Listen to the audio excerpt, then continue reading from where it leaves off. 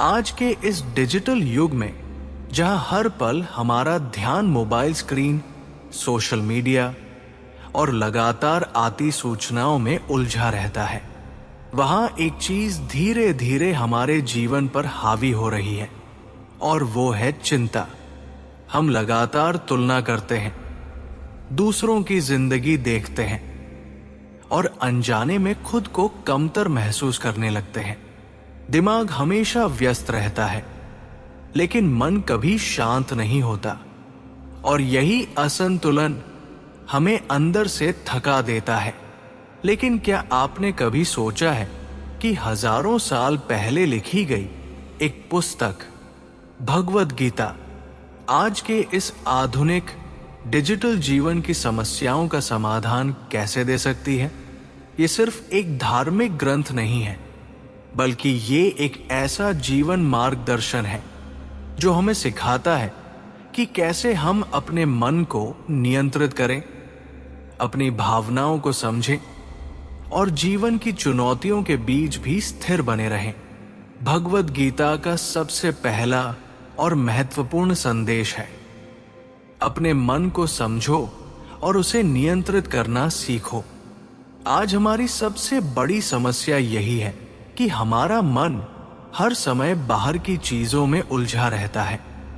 Notification, likes, comments, और हम अपने अंदर की शांति को भूल जाते हैं। गीता हमें सिखाती है कि सच्ची शांति बाहर नहीं, बल्कि हमारे अंदर है। जब हम अपने मन को बार बार बाहरी चीजों से हटाकर अंदर की ओर ले जाते हैं, तभी हम चिंता से मुक्त हो सकते हैं।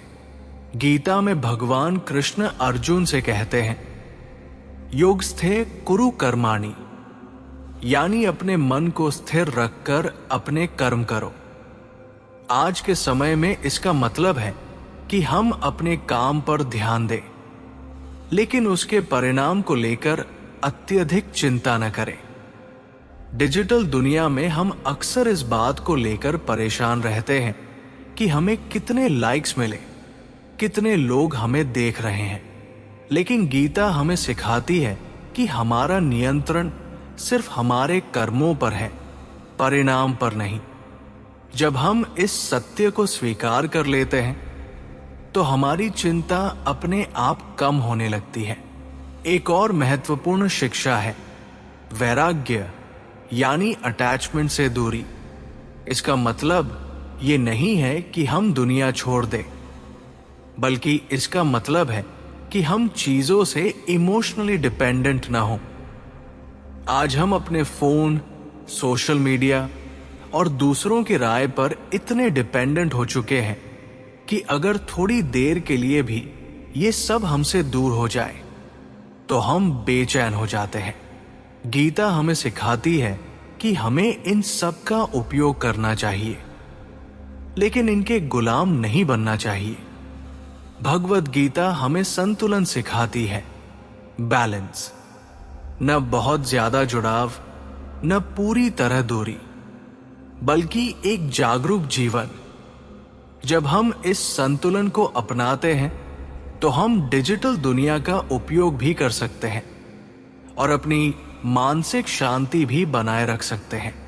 आज की चिंता का एक बड़ा कारण है भविष्य की चिंता और अतीत का बोझ, लेकिन गीता हमें वर्तमान में जीना सिखाती है। कर्मण्येवाधिकारस्ते, यानी तुम्हारा अधिकार सिर्फ वर्तमान कर्म पर है। जब हम वर्तमान में जीना सीख जाते हैं, तो हमारा मन स्थिर हो जाता है और चिंता धीरे धीरे खत्म होने लगती है।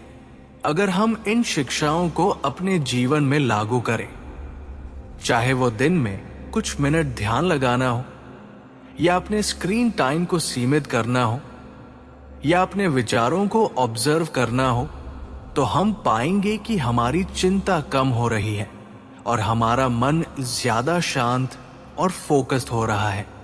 डिजिटल युग में जीना गलत नहीं है, लेकिन बिना जागरूकता के जीना हमें थका देता है। भगवद गीता हमें यही जागरूकता देती है।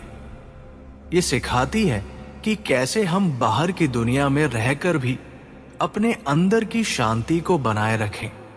तो अगली बार जब आपका मन बेचैन हो, जब आप खुद को खोया हुआ महसूस करें, तो बस एक पल के लिए रुकिए, गहरी सांस लीजिए और याद कीजिए, शांति कहीं बाहर नहीं है, वो हमेशा आपके अंदर ही है। ओम शांति।